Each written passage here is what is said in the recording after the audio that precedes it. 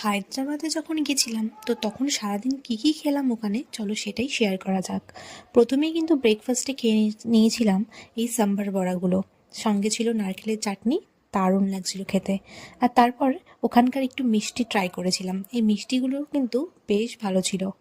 আর দুপুরে খেয়েছিলাম আমরা এখানকার স্পেশাল হচ্ছে হায়দ্রাবাদি বিরিয়ানি, চিকেন বিরিয়ানি। তবে আমরা যেহেতু কলকাতার মানুষ তো কলকাতার বিরিয়ানিটি আমাদের কাছে বেশি ভালো লাগে। আর খাওয়া দাওয়ার পর খেয়ে নিয়েছিলাম হচ্ছে দুটো আইসক্রিম নিয়েছিলাম, আমি আর আমার হাজব্যান্ড খেয়েছিলাম। আর সন্ধ্যাবেলা এখান থেকে ট্রাই করেছিলাম হচ্ছে ইরানি চায়, আর তার সঙ্গে ছিল হচ্ছে এই পকোড়াগুলো। আমি সচরাচর চা খাই না, কিন্তু এখানকার দেখলাম চাটা ইরানি চায়ে খুব নাম করা, তাই খেয়ে দেখেছিলাম। আর রাত্রে কিন্তু খেয়েছিলাম হচ্ছে এখান থেকে আমরা মশলা ধোসা।